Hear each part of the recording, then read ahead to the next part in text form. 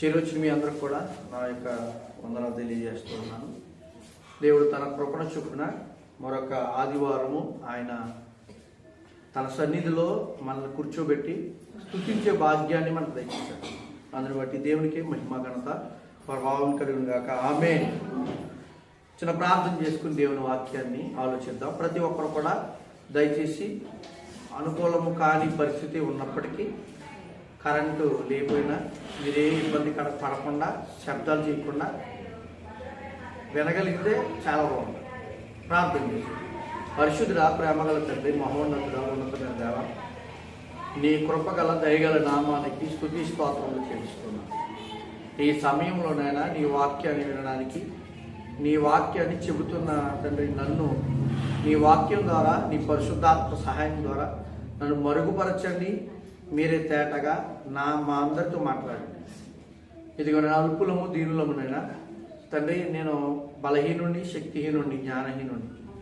నీ కృప ద్వారా నన్ను నడిపిస్తున్నాను, నమ్ముచూ ఉన్నాను. సహాయం తెచ్చాను తండ్రి. చెబుతున్న మాటలు మీవి తండ్రి, చెబుతున్న నేను మీ వాడిని. నా ఘనత కానీ, నా ఆలోచన కానీ, నా స్వబుద్ధిని కానీ ఆధారం చేసుకుని మాట్లాడకుండా నీ వాక్య ప్రకారమైన మంచి మనసు కలిగిన చింతతో నీ వాక్యాన్ని చెప్పడానికి మీ సహాయాన్ని, మీ కృపను అర్జిస్తూ బ్రతిమాలుకుంటూ సహాయాన్ని నడిపించమని ప్రార్థిస్తాం. యేసుక్రీస్తు వారి పెట్టించిన ప్రార్థనలో పెట్టుకుంటున్నాము తండ్రి. ఆమేన్. ప్రియ సంఘమిత్రులారా, మనం గత వారం ఒక వాక్యాన్ని, ఒక విషయాన్ని కంటిన్యూ చేస్తూ వెళ్తున్నాం. దేవుని చిత్తమైతే మరొక వారం మనం మాట్లాడుకుందామని నేను కొంత చెప్పి ఆపాను. మరొక ఆ విషయాన్ని మళ్ళీ మనం కంటిన్యూ చేసుకుంటూ ముందుకు వెళ్దాం.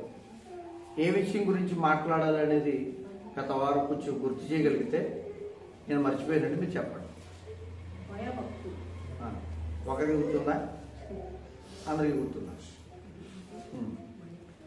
ఏంటంటే మనం నేర్చుకుంటుంది దేవుని ఎందుకు కలిగాల్సిన భయభక్తులు. ఒకవేళ భయభక్తులు కలిగి ఉన్న వారికి ఎలాంటి పరిస్థితులు మన జీవితాల్లో, ఎలాంటి ప్రయోజనాలు, ఎలాంటి మంచి పరిస్థితులు మనకి కలిగిస్తాడు దేవుడు, ఎలాంటి వాటిని మనం కలిగి ఉంటాము అని చెప్పడానికి మనం నేర్చుకుంటూ ఆ విషయాన్ని తెలియజేసుకుంటున్నాం.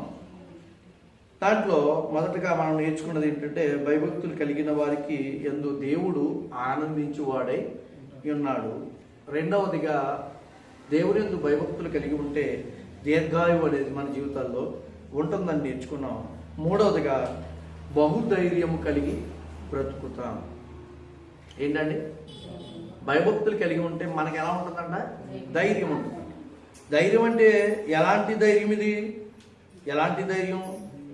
చూడండి, సామెతల గ్రంథం 14వ అధ్యాయం 26వ వచనం. ఇది చెప్పుకుంటూ మనం ముందుకు వెళ్ళిపోదాం. ఇది కొంచెం మనం చూసుకుని, సామెతల గ్రంథం 14:26. యెహోవా యందు భయభక్తులు కలిగి ఉండుట బహుధైర్యము పుట్టించును, అట్టివారి పిల్లలకు ఆశ్రయస్థానము కలదు. ఆశ్రయస్థానం అంటే మనకి నీడ. ఏ నీడ? మనిషికి వర్షం వచ్చిందనుకోండి, నీడ కావాలి.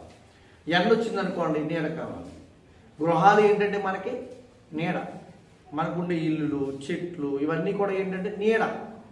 దేనికి నీడ అంటే ఇవి ఈ శరీరం, అంతే కదా. ఏది పాడైపోతే, ఎండ తగిలితే సమస్యలు పడిపోతారు. ఎందుకు? ఎండ బాగా తగిలిందంటే దానికి ఏది అవసరం? నీడ అవసరం. ఈ శరీరానికి నీడ ఏదైతే ఉంటుందో, ఆత్మకి దేవుడు అంట ఏమై ఉన్నాడంట? ఆదరణ. చదవండి, అక్కడ ఏమన్నాడు? యెహోవా యందు భయభక్తులు కలిగి ఉంటే బహుధైర్యం పుడుతుందంట, అట్టివారి పిల్లలకు ఆశ్రయస్థానం. మనకి స్థానం, ఆశ్రయము ఇచ్చేవాడు ఎవరంటే దేవుడే. ఒకవేళ ఎవరైనా ఆశ్రయం ఇచ్చారనుకోండి, వరదలు వచ్చినాయి అనుకోండి, తుఫాన్లు వచ్చినాయి అనుకోండి, ప్రభుత్వం ఆశ్రయం ఇస్తుంది. తెలుసా మీకు? ఆశ్రయం ఎందుకు? ఆ వరదల్లో మీరు కొట్టుకుని వెళ్ళిపోయి చనిపోకుండా ఒక ప్రాంతాన్ని తీసుకెళ్ళి కూర్చోబెట్టి, భోజనాలు ఇచ్చి, అన్ని ఇచ్చి కూర్చోబెడతారు. ఒక రోజు అయి ఉండొచ్చు, ఒక రోజు అయి ఉండొచ్చు, 2 రోజులు అయి ఉండొచ్చు, 3 రోజులు అయి ఉండొచ్చు, ఒక వారం రోజుల వరకు ఆశ్రయ స్థానాలు ఇస్తారు. అవునా? ఆ ఆశ్రయ స్థానంలో మనం ఏంటంటే కొంచెం వరకు తెప్పరెళ్తాం, అంటే కొంచెం సహాయం పొందుకుని మనం అనుకుంటాం. తుఫాను వచ్చిందనుకోండి, సముద్రం పక్కన భవనాలు ఉంటాయి. ఏం భవనాలు? ఆశ్రయ భవనాలు. ఏ భవనాలు అయ్యి? తుఫాన్ షెల్టర్లు అంటారు. అట్లా తుఫాను ఆశ్రయ భవనాలు అంటారు. ఇంతకుముందు చిన్న చిన్నగా ఉండే ఇప్పుడు పెద్ద పెద్ద బిల్డింగ్లు కట్టేస్తున్నారు. అంటే తుఫాను వచ్చినప్పుడు అక్కడికి వెళ్ళి మనం ఏం చేయొచ్చు? ఆశ్రయం పొందొచ్చు. అంటే బయట ఉంటే ఏం చేస్తాం? ఒకవేళ కొట్టుకుపోవచ్చు, ఆ తుఫాన్లో చచ్చిపోవచ్చు. మన ఇల్లు ఒకవేళ తుఫానికి ఏదైనా ప్రభావం కలిగి మనం ఏదంటే చనిపోతామేమో అని ప్రభుత్వాలు నిర్ణయిస్తాయి. కానీ దేవుడిచ్చే ఆదరణ, దేవుడిచ్చే స్థానం, ఆశ్రయం అలాంటిది కాదు. కీర్తన గ్రంథం 112వ అధ్యాయం 6వ వచనం చదవండి. కీర్తన గ్రంథం 112వ అధ్యాయం 6వ వచనం నుంచి. అట్టివారు ఎవరంటే భయభక్తులు కలిగిన వారు ఎప్పుడును కదిలింపబడరు, నీతిమంతులు జ్ఞాపకంలో నుందురు. వాని హృదయము యెహోవాను ఆశ్రయించి స్థిరముగా నుండును. స్థిరంగా అంటే దేవుని యందు భయభక్తులు కలిగిన వారికి దేవుని ఆశ్రయం ఎలాంటిదంట? ఏదో యుద్ధం వచ్చినప్పుడు చేసే ఆశ్రయం కాదు, తుఫాను వచ్చినప్పుడు తీసుకెళ్లి పెట్టే ఆశ్రయం కాదు, వరదలు వచ్చినప్పుడు మనల్ని కాపాడే ఆశ్రయం కాదు. ఏ ఆశ్రయం ఇది చెప్పలే? స్థిరమైన ఆశ్రయం. స్థిరమైందంటే ఎలాంటి స్థిరం? సామెతల గ్రంథం 10వ అధ్యాయం 7వ వచనంలో మాట్లాడుతున్నారు. చూడండి, సామెతల గ్రంథం 10వ అధ్యాయం 7వ వచనం. ఆశీర్వాదమగును భక్తిహీనుల పేరు. విషయం ఏంటి చెప్పనా? దేవుని యందు భయభక్తి కలిగిన వాడు ఎలా బ్రతుకుతాడంటే నీతిమంతుడిగా బ్రతుకుతాడు. వాడికంట ఆశ్రయ స్థానం కలదంట. వారిని దేవుడంట నడిపిస్తాడంట, ఆపడంట. నడిపించడం అంటే కాలు అవుతాయేమో. ఏ నడిపించడం ఇది? ఏ నడిపించడం? జీవిత నడిపింపు. మనం ప్రొద్దున లేచి నడవడం, వాకింగ్, ఈ వాకింగ్ నడిపించడం కాదు. జీవితం నడిపింపు లేక చాలా మంది ఏం చేస్తున్నారంటే తమ జీవితాలను ఏం చేస్తున్నారు? ముగించేసుకుంటున్నారు, పాడు చేసుకుంటున్నారు, నాశనం చేసుకుంటున్నారు. జీవితం విలువ తెలియక. ఇప్పుడు చూస్తే మా యవనస్తులు లేకపోతే కొంచెం డబ్బు కలిగిన వారు ఏమైపోతున్నారంటే మద్యానికో ఇతరత్ర లోక ఆశలను, డ్రగ్స్, సిగరెట్లు, మద్యపానం, ఏదో ఒకటి దానికి లోబడిపోతున్నారు. ఏదంటే లేక తెలుసా? ఏది వారి జీవితంలో లేక తెలుసా? భయభక్తులు లేక. ఏ భయభక్తులు అంటే మనుషులంటే భయభక్తులు కాదు, దేవుడు అంటే భయభక్తులు. ఏం చేస్తుంది తెలుసా? దేవుడు అంటే భయభక్తులు ఉంటే మనల్ని దేవుడి ఎందుకు భయభక్తులు బ్రతుకుని మనల్ని దేవుడు ఏం చేస్తాడంటే జాగ్రత్తగా కాపాడుతాడంట. చూడండి, ఒక మాట ఉన్నది చూడండి. సామెతల గ్రంథం, ఆదికాండ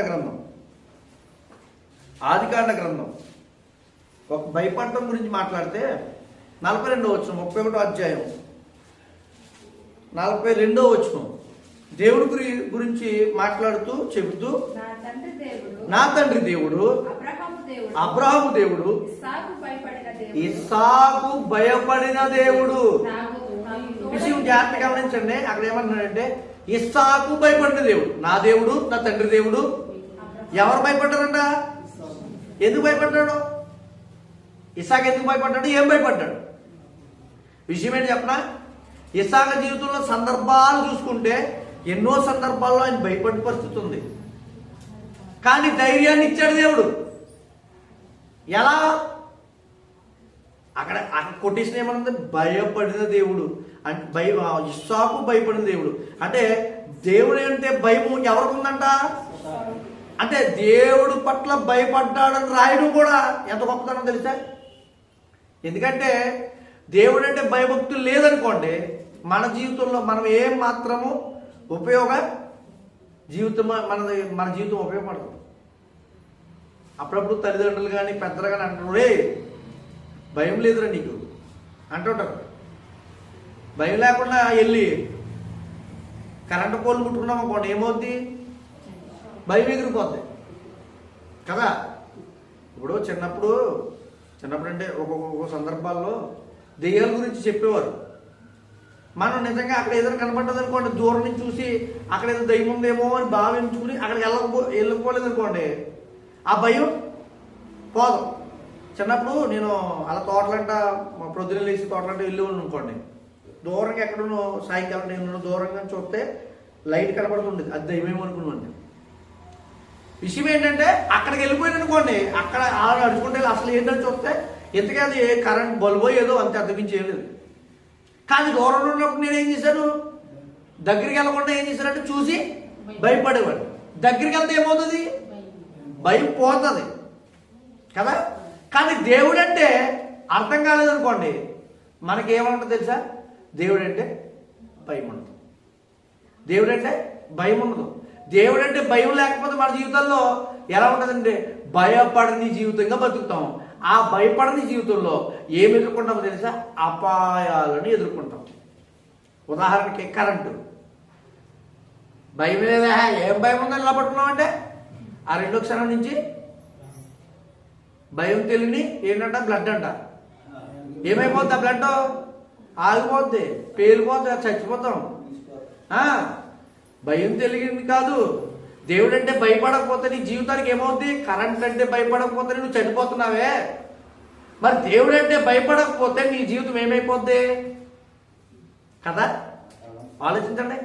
కరెంట్ అంటే భయం లేదురా అని అంటే కుదరదు, భయపడాల్సిందే. ఎందుకంటే దానికి ఒక శక్తి ఉంది, ఆ శక్తి మనల్ని చంపగలదు. దేవుడు అంటే భయపడకపోలేదు అనుకోండి, దేవుడు కూడా శక్తి ఎలా ఉంటుంది? కరెంట్ పర్వాలే. కరెంట్ ఏం చేస్తుందంటే ఈ శరీరాన్ని చంపేస్తుంది, ఈ ఆత్మ మాత్రం ఏమి చేయలేదు. దేవుడు అంటే భయపడలేదు అనుకోండి, శరీరాన్ని కూడా చంపగలడు. ఆయన ఇంకోటి ఏం చేయగలడు? ఆత్మను కూడా చంపడం. అంటే అక్కడితో అయిపోయింది అనుకునేది కాదు. ఆత్మ చనిపోవడం అంటే అక్కడితో అయిపోయిందిరా, చచ్చిపోయాడు బాబు, ప్రాణం సురు మంచి ప్రశాంతంగా ఉంది అంటున్నారు కొంతమంది. చాలామంది కొన్ని సందర్భాల్లో ఆడు పోయాడు ప్రశాంతంగా ఉంటాడు అంటారు. నిజంగా ప్రశాంతంగా ఉంటాడా? ఎవరైతే దేవుని ఎందుకు భయభక్తులు కలిగి బ్రతుకుతారో వారే ప్రశాంతంగా ఉండగలరు. వాక్య ప్రకారం మనం చూస్తే మనం అంటుంటాం కానీ నిజం కాదు అది. ఎందుకని? వాడు లోకంలో ఇష్టానుసారంగా బ్రతికి వెళ్ళిపోయాడు అనుకోండి, వాడు ప్రశాంతంగా ఉండడు. ఆరని అగ్ని ఎలా ఎలా ఎలా ఉంటుంది అక్కడ? అయ్యా అయ్యా అబ్రహాము రఘున అనుకున్నా లాజరును పంపి చిటికిన వేలు ఇలా నీటిలో ముంచి పట్టుకొచ్చేయమని. ఆ దాహం పోవట్లేదు ఇప్పుడు. అలా అది ఒకవేళ అది వేసినా అది ఏమన్నా అవుతుంది, దాహం తీరుతుంది అంటే తీరుతుందా? చిటికిన వేలు మీరు మంచి దాహం వేస్తుంది ఇప్పుడు అనుకోండి, ఇలా నీళ్ళు ముంచుకుని ఇలా వేసుకోండి. అంటే ఎంత ఆకలితో ఎంత దాహంతో ఉన్నాడో చూడండి. ఆ దాహం తీర్చడానికి ఒకవేళ చిటికిన వేలు పెట్టినా అది చల్లారేది కాదు.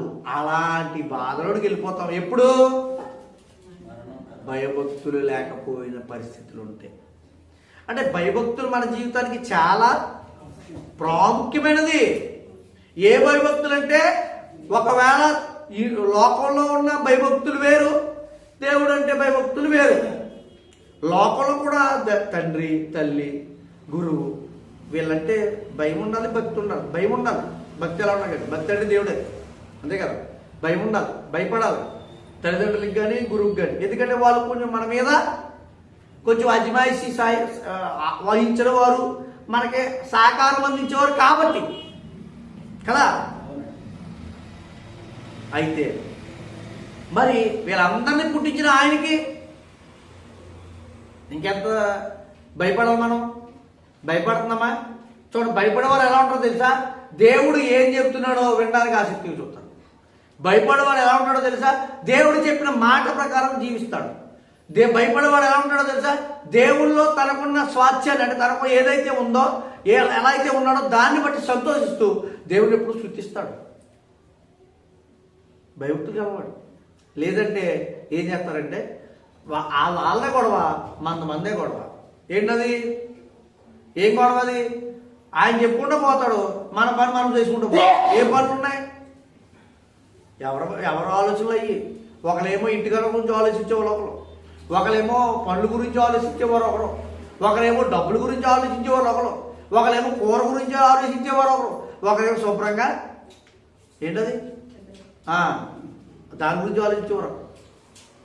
ఏంటంటే ఇది అంటే ఏంటో తెలుసా, ఇక్కడ వచ్చాం మనం దేవుడి నుండి భయభక్తులు కలిగి బ్రతికిన వాడు అసలు దేవుడు ఏం చెప్తున్నాడు ఈరోజు నాతో ఏం మాట్లాడతాడు అని ఏం చేస్తాడు, వింటారు. అనుకూల పరిస్థితుల్లో ఉన్నప్పుడు వినడం వేరు. ఇప్పుడు నేను ఉన్నాను, నాకు అనుకూల పరిస్థితి ఉందా, నీకు గట్టిగా మాట్లాడకపోతే మీకు వినపడదు. నాకు అనుకూల పరిస్థితి ఉందా, ఏమంటే కష్టపడుతున్నానండి, పొద్దు నుంచి ఇప్పుడు 4 గంటలు ఇచ్చానండి, కష్టపడుతున్నాను, అందుకే ఇక్కడికి వచ్చేటప్పుడు నిద్ర వచ్చేస్తున్నాను అనుకోండి ఉదాహరణ. లేకపోతే ఇక్కడ వచ్చేటోడికి అక్కడ సమయం లేదండి, ఆలోచించకి అవి చేయడానికి ఇక్కడ వచ్చినాక ఆలోచిస్తానండి అనుకోండి. అసలు అవన్నీ జరగాలంటే ముందు ఎవరు ఉండాలి? అది లేకుండా నువ్వు ఎలా ఉండగలవు? అలాంటప్పుడు ఆయన అంటే మనకేముండాలి? భయభక్తులు కలిగిన వాడు ఎలా ఉంటాడో తెలుసా, దేవుడి పక్షాన ఆలోచన కలిగి ఉంటాడు. అలాగే కాదు, దేవుడు అంటే భయభక్తులు కలిగిన వారికి దేవుడు చేసే మేలులు ఇంకోటి ఏంటో తెలుసా, ఒకసారి సామెతల గ్రంథం 19వ అధ్యాయం 23వ వచనం. నాకు కరెంట్ లేకపోయినా, ఓపిక లేకపోయినా, ఈ ఫ్యాన్ గాలి లేకపోయినా, అంతెందుకు ఈ మైక్ లేకపోయినా చెప్పడానికి ప్రయత్నం చేస్తున్నాను. మీరు కూడా నిద్ర వస్తున్నా, ఇంకోటి వస్తున్నా వినడానికి ప్రయత్నం చేయండి అమ్మా, దయచేసి. ఎందుకంటే దేవుని వాక్యం చాలా ప్రాముఖ్యమైనది, ముఖ్యమైనది. ఎవరికైనా ఒకవేళ నిద్ర వస్తే బయటికి వెళ్ళి కొళ్ళు కట్టుకుంటారండి, ముందుకు వచ్చి కూర్చోండి, ప్రశాంతంగా వింటారు. వెనకాల ఉంటే కొంచెం నిద్ర వచ్చేది, వెనక వచ్చేసారు అనుకోండి ఆ భయం పోయి ఇక్కడ వచ్చి కొంచెం ఆ నిద్రపోతూ వదులుతుంది. సరేనమ్మా, వినండి. సామెతల 19:23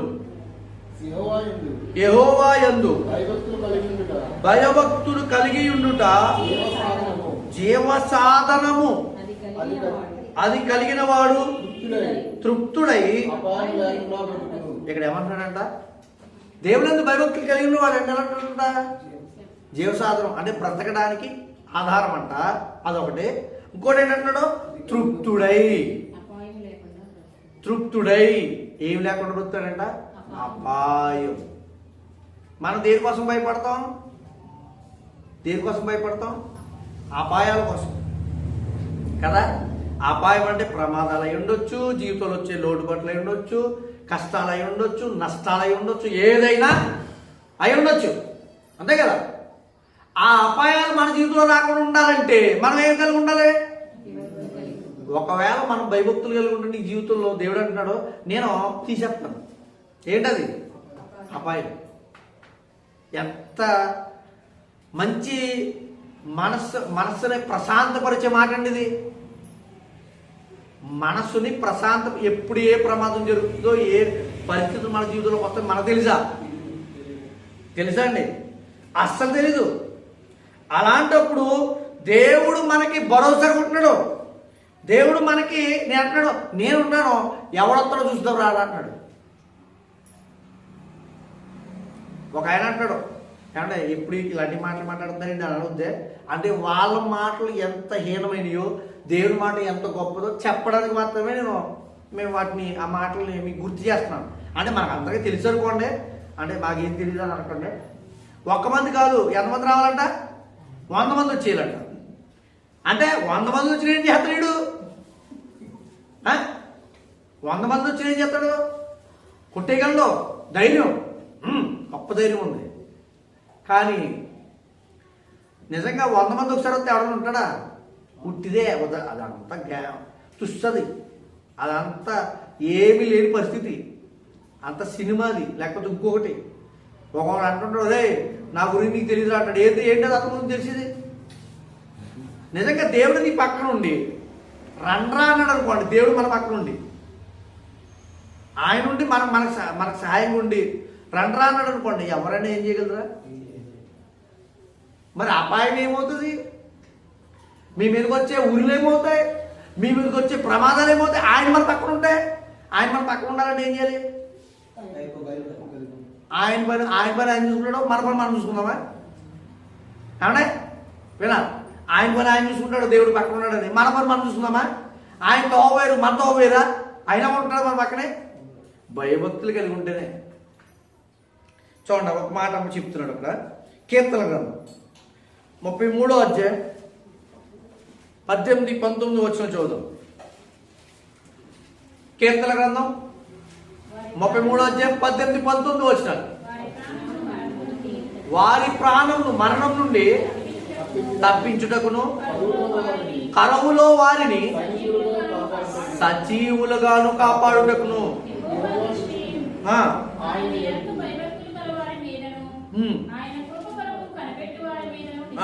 చూసారా, కరువు నుండి అంటే ఆయన ఏం చెప్తాడు? మనకేం చెప్తారు ఇప్పుడు ప్రపంచ శాస్త్రవేత్తలు? ఇప్పుడు పరిస్థితి ఎల్నినో ప్రభావం భూమి మీద ఈ ప్రాంతాల్లో ఎక్కువగా ఉంది. దానివల్ల సముద్రాలు వేడెక్కుతున్నాయి, దానివల్ల వర్షాలు పడవు.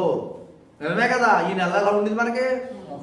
మోకాళ్ళు నీళ్ళు ఎక్కడికి వెళ్ళినా, ఏ తోటలకు వెళ్ళాలన్నా రోడ్డు పక్కన చూసినా మోకాళ్ళ లోతు నీళ్లు ఉండే. ఇప్పుడు వర్షాల ఇలా ఇలా పిండుకోలేక చెప్తున్నాం, తుడుచుకోలేక బాధపడుతున్నాం. మే నెల జూన్ నెల ఎండలంటే మరి ఇప్పుడేంటి అంటే ఇలాంటి పరిస్థితుల వల్ల ఏమొస్తాయని చెప్తారు శాస్త్రవేత్తలు? కరువులు వస్తాయి. కానీ దేవుడు ఎలా ఉంటాడో తెలుసా? ఆయన అందుకు భయభక్తికి వెళ్ళిన వారి పట్ల ఎలా ఉంటాడంట? అబ్బాయి ఏ కరువు నీరు దగ్గర రాను. మరి ఏమున్నాయా? మాకేముంది, మేము కోటేశ్వరం. మనకి కోట్లు ఉన్నాయా? లేకపోతే లక్షలు ఉన్నాయా? ఏదో పని చేసుకుంటే ఆ రోజు బ్రతికి ఇంకో రోజు తినడానికి ఉంటుందేమో, అంతే మనకి. కానీ మనల్ని ఏమంటాడు దేవుడు? నేను ఉన్నాను అంటున్నాడు. ఎప్పుడు ఆశ్రయంగా ఆయన ఉంటే, ఆయన ఎందు భయభక్తులు కలిగి ఉంటే. చూడండి అక్కడ అంటాడు, చూడండి కీర్తన గ్రంథం 37వ అధ్యాయం 19 వచనం.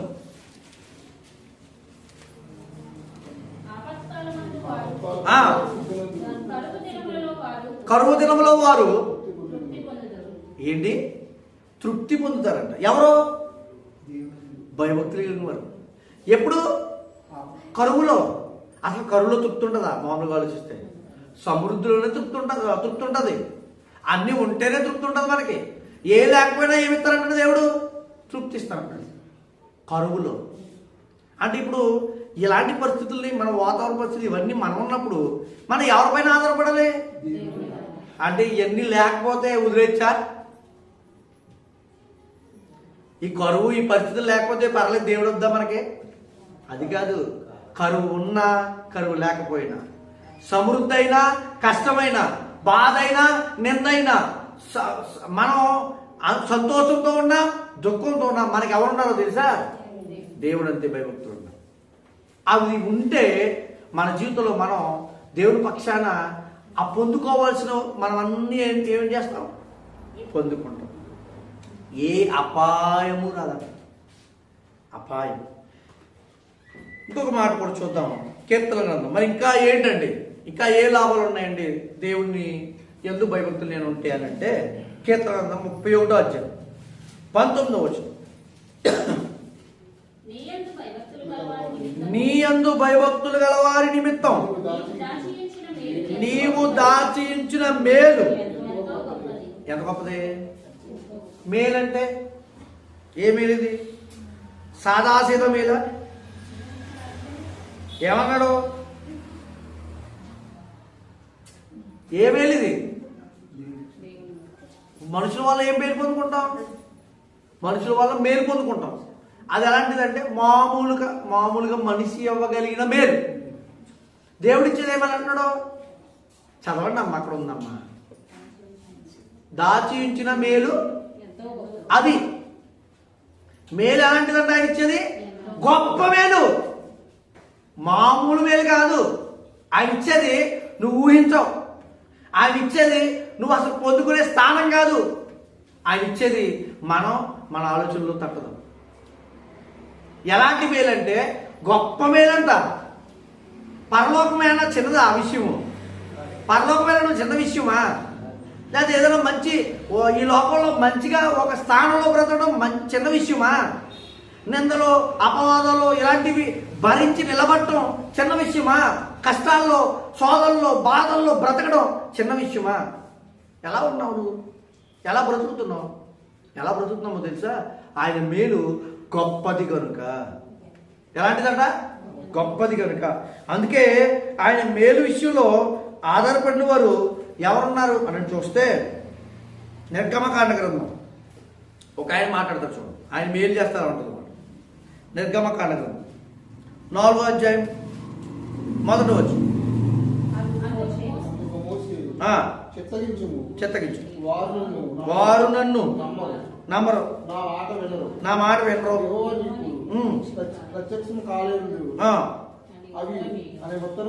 ఎవరైనా?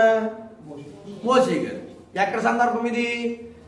ఇజ్రాయేలీయులు ఇంకా ఐగుప్తు నుంచి ఇంకా బయటకు తీసుకురాట్లా.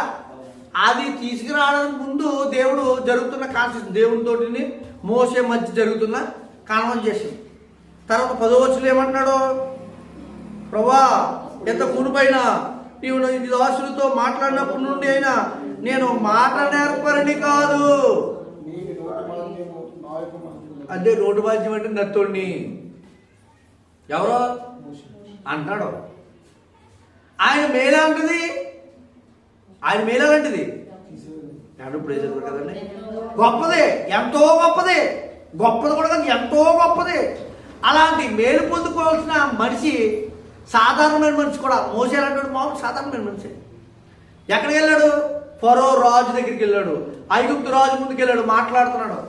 మాట్లాడుతుంటే ఇక్కడ మాట్లాడక ముందు అక్కడికి వెళ్ళక ముందు చెప్తున్న మాటలు ఇవి. నాకేమున్నాయా, నాకేమొచ్చాయా అనుకుంటున్నా. మనం కూడా చాలా సందర్భాలు నేను ఎక్కడ వాడినండి ఇంత పరిస్థితి వచ్చింది. ఎలా వచ్చింది? ఆ దేవుడి కృప. అదే చెప్తున్నాడు ఇక్కడ. నేను ఆ మోటు బాజు నువ్వు మాట్లాడుకో, నేను పంపుతాను, నువ్వు ఎలా అన్నాడు. చూడండి అక్కడ ఇంకేమంటాడు? 6వ అధ్యాయం 30వ వచనంలో కూడా అదే మాట్లాడాడు. చూడండి, మోసే చిత్తగించుము, నేను మాట మాంద్యము గలవాడును. తర్వాత చదివితే దేవుడు అంటాడు, నువ్వు వెళ్ళరా బాబు, నేనున్నాను నీకు తోడు, నేనున్నాను రా నీకు సహాయం. నీకు కావాలితే నీకు సహాయంగా ఇంకొక ఆయన కూడా ఇస్తున్నాను. ఎవరిని? యెహోషువని. మీరిద్దరు మాట్లాడండి, మీకు మాటలే కావాలా ఆయన జాతి నీకు ఇప్పిస్తాను. భయపడుతున్నాడు తోడలేడని. అసలు ఇతనికి అసలు మనం ఏమనుకుంటామంటే మనంత వీరుడు గొప్పవాడు సూర్యుడు లేరనుకుంటాం. మనం అన్ని తెలిసినోడు సకల విద్య ప్రావీణ్యుడైన మోసే గారు మాట్లాడుతున్నాడు. నాకు ఏమొచ్చాయ్యా? నిజంగా మనకొస్తే మన కాళ్ళు భూమి మీద ఆగవు. కానీ మోసే అంత జ్ఞానం కలిగిన వాడైనా, అన్ని తెలిసినా అని చదువుకున్నాడు. ఆ రోజు చదువుకున్నాడు, చదువుందని అప్పుడు అలాంటి వాడు ఇలా మాట్లాడుతున్నాడు దేవుడు. అయితే దేవుడు ఏం చేసాడో తెలుసా? ఫరోకి మోసేనంట నేను దేవునిగా నిర్ణయిస్తానంటాడు. ఒక మాట ఇక్కడ ఏమన్నా చూడండి. కాగా యెహోవా మోసేతో ఇట్లా, నేను ఇదిగో నిన్ను ఫరోకు ఏంటంటే దేవుడు మనిషిని అంటున్నాడు, నిన్ను అతనికి దేవుడుగా నియమిస్తున్నాను. బా అంటే ఫరో ఎవరికి భయపడాలి అప్పుడు? అసలు అర్థమైన విషయం. దేవుడు ఆయన స్థానాన్ని ఎవరికి ఇచ్చేస్తున్నాడు ఇక్కడ? అంటే స్థానం అంటే అర్థం ఏంటంటే ఆయన భావనలోనే తీసుకోండి, మన భావనలోకి వెళ్ళకండి, మనిషి భావనలోకి వెళ్ళకండి. మళ్ళీ అంటే అధికారం అంతా ఎవరి చేతిలో ఉంది? ఒకవేళ క్షమించిన ఆయన ఈ ఫరోని అంటే దేవుడు మోసే ఏం చేస్తాడో దేవుడు క్షమించేస్తాడు. అంత స్థానంలోకి వెళ్ళిపోయాడంట. నేను నిన్ను క్షమిస్తాను వెళ్ళిపోరా అంటే క్షమించిపోతాడంట. అలాంటి స్థానంలోకి వెళ్ళిపోయాడు. అధికారం ఇచ్చేసాడు దేవుడు. ఎందుకంటే భయభక్తులు కలిగి ఉంటే, అంటే అపాయమేమి రాదో, అంతేకాదు గొప్ప మేలు పొందుకుంటాం. ఏంటంటే మాట్లాడుతున్నారు ఎవరన్నా? మీకేమైనా శక్తి పోతుందా? లేదు కదా. నేను మాట్లాడుతున్నాను కదా, వినడానికి కూడా అక్కడ సమాధానం చెప్పినప్పుడు మీరు డల్గా ఉన్నారనుకోండి, నేను అంతకంటే నేర్పడిపోతాను. నాకు మీకు ఎంత కొంత పక్క నుంచి వస్తుంది గాలి, నాకు పైన కింద మొత్తం తలకాయ నుంచి ఇక్కడి నుంచి తడిచిపోతున్నాను. అది ఓకే, గుర్తుంచుకోండి. నాకు దేవుడు సహాయం చేస్తున్నాడు, మీరు కూడా పొందుకోవాలి. అందుకే మాట్లాడుతున్నాను. తర్వాత దేవుడు మనం భయభక్తులు కలిగి ఉంటే మనకి మరొకటి నేర్పిస్తాడంట. ఏంటో చెప్పనా? చూద్దాం. సామెతల కీర్తన గ్రంథం 25వ అధ్యాయం. కీర్తన గ్రంథం 25వ అధ్యాయం 12వ వచనం చూద్దాం. యెహోవా యందు భయభక్తులు గలవారు వారు కోరుకొనవలసిన మార్గమును ఆయన. అంటే మనం ఏ దారులు వెళ్ళాలో, ఏ స్థితిలో వెళ్ళాలో, ఎలాంటి పరిస్థితుల్లో ప్రయాణం అంటే జీవించాలో మనకు తెలియదు. కానీ భయభక్తులు కలిగి ఉన్నారనుకోండి, మీకంట దేవుడు అంటున్నాడో ఆయన నేను నేర్పిస్తాను ఎలా బ్రతకాలో. అంటే కోరుకోవాల్సిన స్థానం అంటే బ్రతుకు స్థితి. కొన్ని సందర్భాల్లో మనకి ఏం పారిపోవట్లేదు అంటారా? వెంకటలక్ష్మి గారు మొన్న మీ అమ్మాయి గారు ఆపరేషన్ చేసి ముందు చేతిలో సిల్లి కావలేదు. అప్పుడు ఏమన్నారు? పాలిపోదు, ఏమీ పాలిపోవట్లేదు. కానీ భయభక్తులు కలిగి ఉన్నారు. కానీ దేవుడు ఏం చేశాడు? మన సమాధానంతో దేవుడు వచ్చి దేవుడు అద్భుతం చేశాడు. అనుకోకుండా నా చేతిలో చిల్లి కావలేకుండా దేవుడు కానీ ఇదంతా జరిగించేశాడు. ఆపరేషన్ అయిపోయింది. అంటే ఆశ్చర్యం అనేది మనం అంటే ఏదో గొప్పది ఏదో జరుగుతుంది, ఎప్పుడో జరుగుతుంది అని అనుకోకండి. జరుగుతున్నాయి మన జీవితంలో, తెలియలే వాటిని గుర్తించాలి. ఇది అంటున్నాడు అదే ఇక్కడ. గుర్తిస్తేనే అర్థమవుతుందంట. గుర్తించకపోతే మనకి ఏం తెలియదు. అది ఏదైనా ఒక పెళ్ళైనా, ఇంకొకటైనా, కార్యక్రమం అయినా, అనారోగ్య పరిస్థితులైనా, లేకపోతే జీవితంలో సాధించేవి, పని చేసేవి, మన కుటుంబాన్ని పోషించుకునేవి, ఆహారం తినే అంటే ఆహారం తినడం కూడా దేవుడి కృపేనా? ప్రసంగులు అంటాడు కదా, ప్రశాంతంగా తన ఆహారాన్ని తినడము కూడా దేవుని కృప అంటాడు. అంటే కొంతమంది నోట్లో ముద్దెట్టుకుని ఆ ముద్ద మింగక తర్వాత చనిపోయిన ఎంతో మంది ఉన్నారు. అంటే అర్థమేంటి? ఎంతమంది కొంతమంది అప్పుడప్పుడు డైలాగ్ వేస్తుంటారు, రే ఈ గింజ మీద, ఈ అన్నం మీద ఏముంది, నా పేరు ఉంది కాబట్టి నేను తింటున్నాను అంటున్నారు. అప్పుడప్పుడు సడన్గా ఎవరు వచ్చారు తెలియదు కదా. అంటే అది ఎంతవరకు నిజమైనది పక్కకు పెడితే దేవుడి సాయం లేకపోతే ఆ గింజలు నీ నోట్లోకి వెళ్ళిపోతే సరిపోదు, అడగాలి. వాంతులు అయిపోతే వెళ్ళతే అడిగితే సరిపోదు, శక్తి ఇవ్వాలి. ఎన్ని ఉన్నాయండి? ఏంటి తినే ఆహారం ఎన్ని ఉన్నాయా? ఏదో వండుకోవడానికి 1 గంట, తినడానికి 10 నిమిషాలు, తినేసిన తర్వాత కూర్చోవడము, ఇదేమో అనుకుంటున్నాను నేను కదా, అరగడం ఇది అనుకుంటున్నాను. ఇన్ని ఉన్నాయి అనగల. ఏంటి దేవుడు చేసే పనులు ఇన్ని ఉన్నాయా? మనం వండుకు తింటాకే కష్టపడుతున్నామే. పొద్దునుంచి వండుతున్నాను, నీకు ఏం తెలుసు అంటుంటాం కదా. అసలు వండుకుంటే సరిపోదు, తిన్నాది దేవుడు ప్రక్రియ జరిగించాలి. బాబా ఎంత దేవుడు కృపండి, ఎంత కృపండి ఆయనది.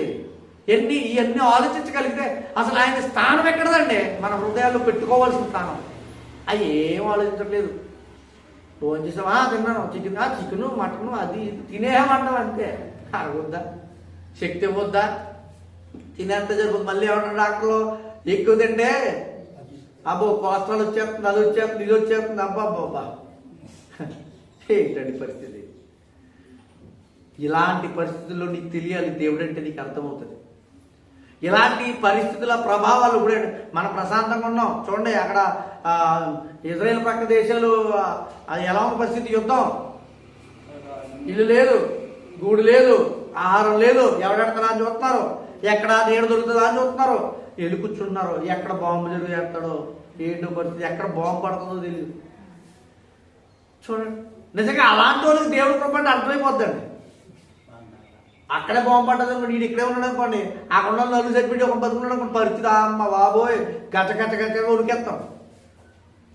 ఆ సందర్భాన్ని జ్ఞాపకం చేసుకుంటే అక్కడ ఉంటేనే మేలుకుందాం అనుకోకండి, ఎక్కడున్నా మేలుకుందునంటే దేవుడు కాపాడుతాడండి. భయభక్తులు ఆయనకి అధికారం ఉందండి.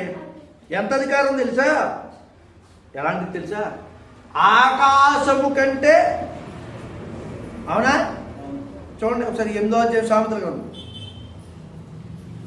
గ్రంథం 8వ అధ్యాయం 13వ వచనమేనా?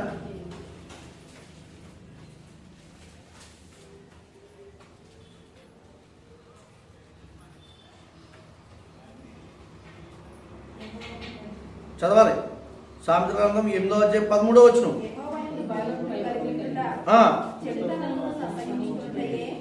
22వ అధ్యాయం 4వ వచనం చదవండి. భయభక్తులు కలిగి ఉండాలంట. యెహోవాయందు భయభక్తులు కలిగి ఉండుట వినయమునకు ప్రతిఫలము, వినయమునకు ప్రతిఫలము, ఐశ్వర్యము, ఘనతయు, జీవమును, జీవమును. దాని వలన కలుగును. దేనివల్ల? యెహోవా యందు భయభక్తుల వల్ల. అంతేకాదు ఆయన అంటాడు, నా యందు భయభక్తులు మీరు బ్రతుకుతున్నారు అనుకోండి, నేను ఇచ్చే మేలు, నేను ఇచ్చే స్థానము లోకంలో ఎవరు ఇవ్వలేదు. అంటే ఆయన ఇచ్చే మేలు మనకు మార్గాన్ని చూపిస్తారంట. అంతేకాదు చెయ్యి పట్టుకుని నడిపిస్తారంట మనల్ని. ఎలాగా? చెయ్యి పట్టుకుని. చూద్దాం సామెత గ్రంథం 1వ అధ్యాయం 7వ వచనం చదువుదాం. యెహోవాయందు భయభక్తులు కలిగి ఉండుట యెహోవా యందు భయభక్తులు కలిగి ఉండుట తెలివికి మూలము, తెలివికి మూలము, మూర్ఖులు జ్ఞానమును, మూర్ఖులు జ్ఞానమును, ఉపదేశమును ఉపదేశమును తిరస్కరించుదురు. తిరస్కరించుదురు. సరిపోదు. అంటే దేవుడు అంటే భయభక్తులు కలిగిన వారు ఏం చేస్తారంటే జ్ఞానం కలిగిన వాడు అంట భయభక్తులు. మూర్ఖులంట నాకు దేవుడొద్దు, భక్తొద్దు, భయం వద్దు అంటారంట. అసలు భయం ఏంటి, దేవుడు అంటే భక్తి ఏంటి, ఎందుకండి అన్నీనే అంటాడంట. నిజంగా మనకి మార్గాన్ని చూపిస్తాడు కదా. మనం ఏది ఎన్నుకోవాలో తెలియాలి. ఏది ఎన్నుకోవాలో తెలియాలంటే ఈరోజు మనం ఒకటి ఎన్నుకుని ఇక్కడికి వచ్చాం. ఏంటది? ఏమి ఎన్నుకుని వచ్చాం ఇక్కడికి? ఇక్కడికి వచ్చాం కదా. ఏమి ఎన్నుకుని వచ్చామో తెలుసా? నిజ దేవుణ్ణి ఎన్నుకుని వచ్చాం. అసలు నిజ దేవుణ్ణి ఎన్నుకుని రావడానికి కూడా కారణం ఏంటో తెలుసా? దేవుడు అంటే భయభక్తులే. చూడండి ఒకసారి ఒక మాట చూడండి. అపోస్తుల కార్యాలు 13వ అధ్యాయం 26వ వచనం. అపోస్తుల కార్యాలు 13:26. సహోదరులారా, అబ్రహాము వంశస్థులారా, దేవునికి భయపడువారులారా, ఈ రక్షణ వాక్యము మన యొద్దకు పంపబడి ఉన్నది. యెరూషలేములో కాపురము సరిపోద్ది. ఈ రక్షణ వాక్యము మన యొద్దకు ఎవరి యొద్దకు పంపుతారు? ముందు చూడండి, భయభక్తులు గల వారికే. ఎవరికి వస్తుందండి ఇది? దేవుడంటే భయపడితేనే, దేవుడంటే భయభక్తులు ఉంటేనే మనకేమొస్తుందంట? చదవండి మళ్ళీ మాట. సహోదరులారా, వంశస్థులారా, మనం కూడా అబ్రహాము వంశస్థులమే అవుతాం. ఎలా అది? మనం అబ్రహాము వంశస్థులమా? ఉదాహరణకి శారీరకంగా అబ్రహాము వంశస్థులమా? మనం కాదు. కానీ అబ్రహాము వంశస్థులు అవుతాం మనం ఎలా? మర్చిపోయారా? విశ్వాసమును బట్టి మనం ఎలాంటి వారం? అబ్రహాము వంశస్థులు. ఎందుకంటే తెలియనికుండా దేవుణ్ణి నమ్మాడప్పుడు. మనం కూడా ఇప్పుడు కూడా ఎలా నమ్ముతున్నాం? చూసారండి, మనం ఏమైనా వెళ్ళి అయినా నమ్ముతున్నాం. ఏ విశ్వాసమో తెలిసింది. చాలామంది లోకంలో ఉన్న వాళ్ళు ఎలా నమ్ముతారు తెలుసా? అక్కడ గుడి దగ్గరికి వెళ్ళి ఆయన దేవుడు మనం అలా నమ్మంటాం. అర్థమవుతుందా? అంటే దేవుణ్ణి నమ్మడం విశ్వాసంలో భాగం. ఆ విశ్వాసుల వీరులకు తండ్రి ఎవరంటే అబ్రహాము. అబ్రహాము వంశస్థులారా, దేవునికి భయపడు వారులారా, ఈ రక్షణ వాక్యము ఎలా వచ్చింది? దేవునికి భయపడితేనే రక్షణ వస్తుంది. అర్థమవుతుందా? కోరుకోవాల్సిన మార్గం లోకమా దేవుడా? రక్షణ మార్గమా లోకంలో ఉండే నార్మల్ మార్గాల? ఎలా అయినా బ్రతికేచ్చా? దేవుడితోనే బ్రతకాల. ఈ ఎన్నుకోవాలంటే నీకు ఏం కావాలి? తెలియాలి. మనకే తెలీదు. మనం ఏం చదువుకున్నామా? చదువుకున్న వాళ్ళందరూ దేవుని భక్తికి వెళ్ళిన వాళ్ళేనా? కాదు. అంటే విషయం చూడండి, ఆలోచించండి. చదువుకున్న వాడికి లేని స్థానాన్ని ఎవరికి ఇస్తున్నాడు దేవుడు? మనకే. ఎందుకని? ఆయన స్థానము, ఆయనకు వచ్చే కృప అంత గొప్పదే. అంటే మీకు ఎలా వెళ్ళాలో దారి చూపిస్తారంట. వాళ్ళకి తెలీదా? వాళ్ళకి తెలిసి ఏ దారిలో తెలుసా? ఏ పనులు ఎలా చేయాలో, లోకంలో వేటిని ఎలా సాధించుకోవాలో, ఎలా చదవాలో, వీటి గురించి వచ్చు కదా. అంతెందుకు ర్యాకెట్ వేసుకుని చంద్రుడి మీదకి వెళ్ళిపోవడానికి జ్ఞానం ఉంది. కానీ దేవుడి దగ్గరికి వెళ్ళడానికి వాళ్ళకి ఏం లేదు, మార్గం లేదు. ఆ మార్గాన్ని బోధిస్తాడంట. ఎవరికి తెలుసా? భయభక్తులు కలిగి ఉంటాయి. అంటే మనం మార్గంలో ఉన్నామా? చెప్పాలి. అంటే మనకేమున్నట్టు? ఉంది కాబట్టే ఉన్నాం, లేత ఉన్నాం, మనకు తెలియదు. దేవుడంటే ఈయన, లేకపోతే ఇలా ఉండాలి, దేవునితో ఇలా బ్రతకాలి, దేవుడంటే ఇలాంటి స్థానం కలిగిన వాడు, ఈ వివరాలన్నీ ఎలా అర్థమవుతాయి అంటే భయభక్తులు కలిగి ఉంటేనే ఆ స్థానం మనకిచ్చాడు దేవుడు. చూద్దాం ఇంకొక మాటను కూడా చూద్దాం. ఇంకా భయభక్తులు గలవారు అంటే దేవుడు అంటే భయభక్తులు కలిగి ఉంటే ఇంకొక ఏం మేలు ఉంటాయంటే కీర్తన గ్రంథం 103వ అధ్యాయం 17-18 వచనం. కీర్తన గ్రంథం, ఆయన నిబంధనను గైకొనుచు ఆయన కట్టడలను అనుసరించి నడుచుకొని వారి మీద, యెహోవా యందు భయభక్తులు గల వారి మీద ఆయన కృప యుగ యుగములు. ఎప్పుడు? యుగాలు మారిన తరాలు మారినని పాట పాడతాను చూడండి. ఏంటది? తొలగిపోనది ఉండేది దేవుని కృప. అంటే భయభక్తులు గలవారి పట్ల దేవుడు ఏం చూపిస్తాడంటే, దేవుడు భయభక్తులు గలవారికి ఏం చూపిస్తాడో? కృప. ఆయన కృప లేకపోతే మనం బ్రతకగలమా? ఒక వ్యాధులు, సమస్యలు, ఇబ్బందులు దాటుకుని వచ్చాం. కారణం ఏంటో తెలిస్తే దాటడానికి నా జ్ఞానము, నా శక్తి, ఆ రోజున తీసుకున్న ఫుడ్డు, లేకపోతే అప్పుడు తీసుకున్న ఆలోచనలు, ఇవా కారణం. అవి ఏం ఉపయోగపడవు. బలమైన ఆహారం తింటున్నాం, ఏదైనా చిన్నది, మంచి మంచి ఆహారాలు తింటున్నాం అనుకోండి, ఏదైనా చిన్నది విషపు చొక్కో లేకపోతే ఇంకోటి ఏదైనా పడిందనుకో మనకు తెలియకుండా, బల్లి ఉదాహరణకి, దాంట్లో కొంతవరకు, దాంట్లో కూడా అన్ని బళ్ళు చెడి కాదంట, కొంట్లట్లో ఉంటుందంట. బల్లి పడిందంటే ఆహారంలో ఏమొచ్చుద్ది? విషం వచ్చేద్దంట. మనకు తెలియకుండా పడి వెళ్ళిందంటే ఏంటి పరిస్థితి? ఒకవేళ ఆ విషకణాలు ఉన్నాయనుకోండి, తింటే మన పరిస్థితి ఏంటి? ఏమండే, బల్లి ఎక్కడ కోరిక వెళ్ళగలదంట? బల్లి ఎవరింటికి వరకు వెళ్ళగలదో తెలుసా? రాజుల గోడల మీద కూడా ఉంటుందండి, రాజుల ఇళ్ళ గోడల మీద. అవునా? అంటే విషాన్ని ఎక్కడి వరకు తెలియకుండానే వారి ఇంటి వరకు కూడా నడిపించగలం. మనం కాదు, దేవుడు. అలాంటి వాటి నుంచి కూడా తప్పిస్తున్నాడు మనల్ని. ఆయన కృప ఎంత గొప్పదని ఆలోచించాలి. నేను జాగ్రత్త పడ్డాను, మూతలు పెట్టాను, అది ఇచ్చేసానండి కాదు. అవన్నీ చేసినా కూడా జరగని కొన్ని ఉంటాయి, అవన్నీ చేసినా జరిగేవి కొన్ని ఉంటాయి, మనకు తెలీదు. అంతే కదా? ఏదైనా అలాంటిది ఏదైనా మనం ప్లానింగ్ వేస్తుంటాం, పనుల్లో వాటిల్లో, ఇంకా మన జీవన సంబంధమైన ప్రతి విషయాల్లో కొన్ని ప్లానింగ్ వేస్తుంటాం. వాటిలో ఫెయిల్ అవ్వకుండా ఉండాలంటే నీకు దేవుని కృప ఉండాలి. వాటిలో నష్టపోకుండా ఉండాలంటే నీకు దేవుని కృప ఉండాలి. అంటే భయభక్తులు గలవారి పట్లే అది ఉంటుంది. ఏంటది? దేవుని కృప. ఆయన కృప ఎంత గొప్పదండి. ఆయన కృప ఎంత గొప్పదో ఒకసారి అదే అధ్యాయం 1 వచనం చదవండి. సన్నతించుము, సన్నతించుము, సన్నతించుము. 11వ వచనం చూడండి. 11వ వచనం అంటున్నాడు, భూమి కంటే ఆకాశము ఎంత ఉన్నతముగా ఉన్నదో ఆయన యందు ఏం గలవారి పట్ల? భయభక్తులు గలవారి పట్ల ఆయన కృప. అంటే భూమి కంటే ఆకాశం అధికం. కౌంట్ చేయండి, మీరు లెక్క పెట్టండి. శాస్త్రవేత్త అయితే లెక్క పెడతారు, సుమారు ఇంత ఉంటుందండి దూరం. ఏంటది? ఆకాశానికి. మరి ఆకాశం ఎంత పెద్దదా అంటే అబ్బో తెలియదండి మాకు. ఎందుకంటే ఆకాశంలో నక్షత్రాలు, సూర్యుడు, చంద్రుడు, ఇంకా వివిధ నక్షత్రాలు, మన గెలాక్సీ ఇది. మళ్ళీ ఇలాంటి గెలాక్సీలు అనేకం ఉన్నాయి. అంటే మళ్ళీ అక్కడ కూడా సూర్యచంద్రుడు నక్షత్రాలు ఉంటాయి. అలాంటి కోటాను కోట్లు ఉన్నాయన్నాడు. మరి అలాంటి ఇంత పెద్ద సృష్టిలో ఆకాశం ఎంత ఉందంటే నో కాల్కులేషన్. దేవుడు అంటున్నాడు ఆ ఆకాశం కంటే కూడా ఎత్తైంది నాది అంటున్నాడు. ఆ ఆకాశం కంటే ఉన్నతమైంది అంటున్నాడు ఆయన. చూడండి ఎంత గొప్పది ఆయన కృప.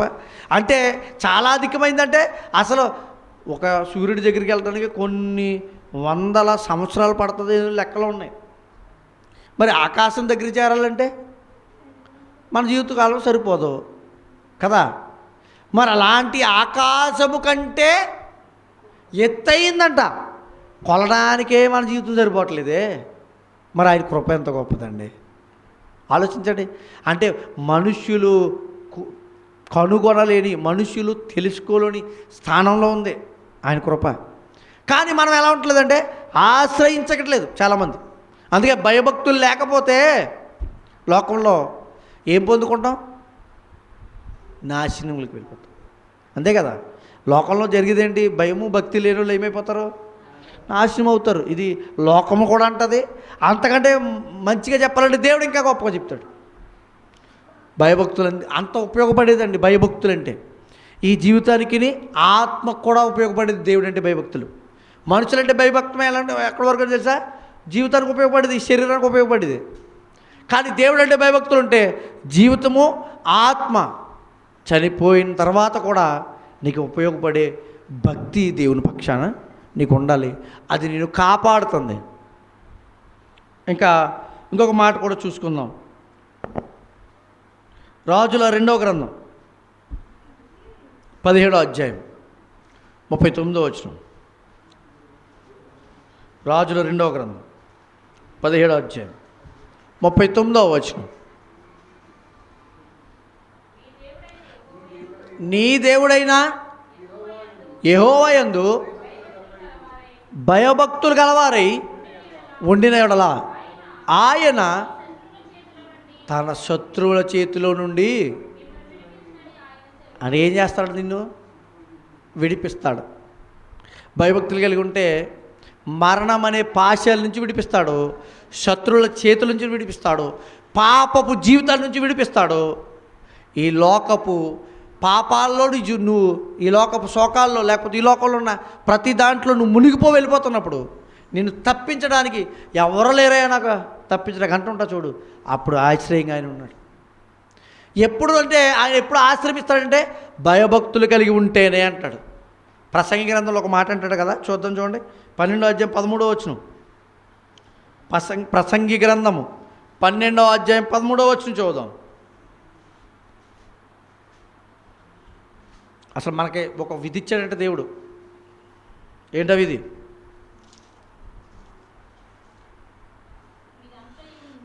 ఇదంతయు వినిన తరువాత తేలిన ఫలితార్థం ఇదే. ఏంటది?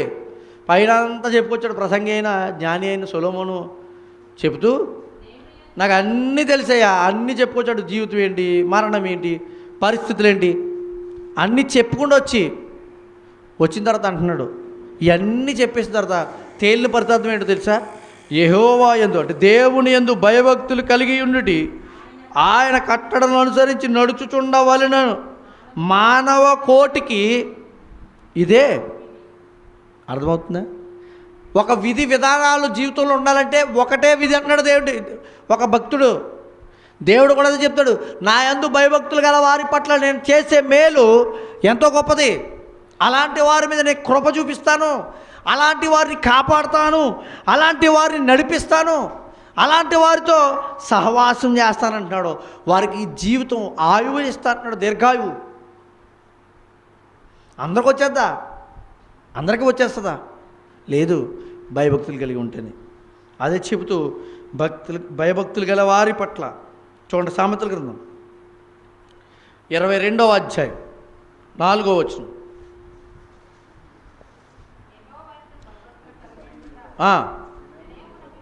వినయమునకు ప్రతిఫలం, ఐశ్వర్యమును, ఘనతయు, జీవమును. భూమి మీద ఏం కావాలి మనకి? కావాలా అంటే బ్రతకడం, ఐశ్వర్యం అంటే కోట్లు కోట్లు కావాలి, ఇది కాదండి. సామెతల్లో మీరు అందుకంటున్నారు కదా, సొలొమోను అంటాడు, ఆహారము తినడం కూడా గొప్ప విషయం అంటున్నాడు. గొప్ప విషయం. వండుకొని తినే ఆహారం నోట్లోకి వెళ్ళడం కూడా గొప్ప విషయం అంటాడు. అంటే ఆయనకి ఏమర్థమైంది? తినలేని వాళ్ళు కూడా ఉన్నారు అయ్యే పరిస్థితి అని. అందుకంటున్నాడు ఇక్కడ. ఏమంటున్నాడు చదవండి మళ్ళీ. భయభక్తులు కలిగే వారు ఉంటే వినయం అంట, ఐశ్వర్యమును, ఘనతయు, జీవం, బ్రతకడం. ఎలా దేని వల్ల వస్తుందంట? భయభక్తుల వల్ల. ఇన్ని ఉన్నాయి లాభాలు. దేవుడు అంటే భయభక్తులు కలిగి ఉంటే బ్రతుకుతామా? బ్రతుకుతావు. దేవుడు అంటే భయభక్తులు కూడా ఉంటే అన్నీ ఉంటాయా? అన్నీ ఉంటాయి. ఒకవేళ లేకపోయినా భయభక్తులు కలిగి బ్రతికామనుకోండి, ఈ లోకంలో లేకపోయినా మరొక లోకంలో నీకు ఇవ్వడం. ఇదేంటండి, ఈ లోకం లేకుండా ఆ లోకంలో మాకు ఎందుకని అంటారేమో. ఒకవేళ ఉదాహరణకి ఈ లోకంలో ఏమో తొలలండి, అలా నేను మామూలుగా చెప్తున్నాను. నిత్యము ఉండే స్థానం నీకు ఇవ్వాలని దేవుడు ఆశగా ఉన్నాడు. ఆ స్థానం పొందుకోవాలంటే భయభక్తులుగా ఉంటుందా? మా నాన్నో మన తాతో ఆస్తిని మనకి ఇవ్వాలంటే మనల్ని ఏమంటాడో చెప్పిన మాట వినాలి, లేకపోతే నేను వాడికి ఇవ్వను రా అంటాడు. మరి నీ దేవుడు చెప్పిన మాట వింటాడు. ఇప్పుడు ఏంటంటే చెప్పిన మాట వినడం అంటే భయభక్తులే. భయభక్తులు కలిగి ఉంటే నువ్వు జీవితకాలంలో సంతోషంగా ఉంటావంట. దేవుడు అనుకున్న స్థానం ఎలా బ్రతకాలని కట్టడలు చెప్పాడు, వాటి ప్రకారం నువ్వు బ్రతుకుతావు. ఏముందని కట్టడ బ్రతకడం? అన్యాయం చేయకుండా ఉండుటయు, దొంగదించకయు, వ్యభిచరింపకయు, లోబిగా బ్రతకయు, ఇవన్నీ బ్రతకడమే, ఇవన్నిటితో జాగ్రత్త ఉండడమే. ఇవి ఎవరికి ఉంటాయంటే దేవుడు అంటే భయపడితే. దేవుడు అంటే భయం లేకపోతే ఎవడేం చేస్తాడండి నన్ను అంటాడు కదా. మనిషి అండ దేవుడు అంటే భయం లేదనుకోండి, ఎవడేం చేయగలరా నన్ను అంటారు. భయం ఉందనుకోండి, నాకంటే వీరికంటే మనందరికంటే సమస్త ఈ లోకంలో ఉన్న అధికారుల కంటే గొప్పవాడు ఆయన ఉన్నాడు. వీళ్ళందరినీ శాసించగలడు, నడిపించగలడు. అంతే కదా. అలాంటి అనుభవం, అలాంటి స్థానం, అలాంటి స్థితి నీకు నాకు మనందరికీ ఇస్తాడండి. మనం భయభక్తులు కలిగి ఉండాలి. ఆయన ఒక ఆర్డర్ ఇస్తున్నాడు, ఆయన ఒక గుర్తింపుని చూస్తున్నాడు. నువ్వు భయభక్తులు కలిగి ఉన్నావా లేదని నా పట్ల. ఉన్నావా? ఉన్నాను. అయితే నీకు ఇస్తున్నాను చూడు. ఏదైనా పొందుకోగలవు. అంటే ఏదైనా అంటే లోకంలో గొప్పవి ఆలోచించకండి. జీవితకాలమే నీ గొప్పది, నీ బ్రతికే గొప్పదే నీకు. అంతేనా? అలాంటి స్థానాన్ని, అలాంటి మనస్సును, అట్టి కృపలో దేవుడు ఇచ్చిన స్థానాన్ని గుర్తెరిగితే అంతకు మించి ఇంకేముందండి జీవితంలో? ఏముందండి? ఎంత సంపాదించిన లోకంలో ఏం చేయాలి? పెట్టుకుని వెళ్ళిపోలా? కూడా పట్టుకెళ్ళిపోతామా? ఇక్కడే ఉంటాయి. మనం మాత్రం మరి అప్పుడు వచ్చేదేంటి? అప్పుడు వచ్చే బంగారు వజ్రాల వైడూర్యాలు ఏమున్నాయి? ఏం లేవు. లోకపు బంగారం రాదు. దేవునితో భక్తి బ్రతుకుంటావే అది వస్తుంది నీతో. దేవునికి ఏదైతే ఇస్తావే దాది వస్తుంది నీతో. అందుకంటాడు, నువ్వు నాకు ఇచ్చి చూడు, నేను నీకు ఇస్తాను పరలోకంలో స్థానం. అంతకంటే గొప్ప విషయాలు ఏం కావాలండి? అందుకే మనం ఏముండాలంటే మనలో భయం భక్తి కలిగి ఇక్కడికి వచ్చాం. ఇక్కడికి వచ్చిన తర్వాత కూడా మనం భయము భక్తిని కొనసాగించాలి. ఎప్పటి వరకు అంటే మరణం మన జీవితంలో ఎదురుపడే వరకు. ఉందామా భయభక్తులు కలిగి జీవిస్తారా? అందరము కూడా, మనం అందరము ఒకరికొకరు మనం ప్రశ్న వేసుకుందాం మన జీవితాన్ని. నేను భయభక్తి కలిగి ఉన్నానా? దేవా నాతో మాట్లాడు. నా భక్తి నువ్వు అనుకునే రీతిలో ఉందా? నేను అనుకునే రీతిలో భక్తి చేస్తే కాదు, మీరు అనుకునే రీతిలో భక్తి చేస్తే కాదు, దేవుడు చెప్పిన రీతిలో భక్తి చేయాలి. ఆ స్థానంలో నాది ఉందా నాయన? నాకు సహాయం తెచ్చేయి, ఆలోచన నేర్పించు, నాకు అవకాశాన్ని, నీతో సమయాన్ని గడిపే స్థానాన్ని అని దేవుని అడుగుదాం. దేవుడు అట్టి కృప మీకు నాకు మనందరికీ తోడై నడిపించునుగాక. ఆమెను ప్రార్థన చేసి ముగించుకుందాం. పరిశుద్ధుడా, ప్రేమగల తండ్రి, మీ యందు భయభక్తులు కలిగి ఉంటే దాచి ఉంచిన మేలు ఎంతో గొప్పదన్నావు. నీ వాక్యం ద్వారా చెప్పిన సంగతులు ఆలోచిస్తుంటే నాన్న, మీరు చూపించిన కృప గొప్పది నాన్న. అది భయభక్తులు కలిగిన వారిపై ఉంటుందని ఎంతగానో చెప్తున్నావు. భయం ఉంది, భక్తి ఉంది నాయన. ఒకవేళ అది మా జీవితాలని, మా మనసులను అనుసరించిన భక్తి ఏమో. ఒకవేళ అలాంటి భక్తిలో నేను ఉండకుండా, మేము ఉండకుండా, మీరు అనుకున్న కొలతలలో, మీరు అనుకున్న రీతిలో మా భయభక్తులు ఉండే స్థానాన్ని మాకు నేర్పించమని, సహాయం దయచేయమని, మీ తోడ్పాటుని మనం ప్రార్థిస్తూ విన్నాం. ఈ మాటలు మా హృదయాల్లో ఫలింపజేసి, ఇదిగోనైనా ఎవరైతే విన్నారో వారిని ఇంకా భయభక్తుల్లో నిలిపి బలపరిచి, ఆత్మీయంగాను శారీరకంగాను శక్తితో నింపి నడిపించి, మీరే ఘనత మహిమ ప్రభావాలు పొందుకుంటారని నమ్మొచ్చు. క్రీస్తులో ఇచ్చిన ప్రార్థన బ్రతిమాలకు వేడుకొచ్చిన మా ప్రియ పరలోకపు తండ్రి, ఆమేన్. అందరికీ వందనాలు తెలియజేస్తున్నాను.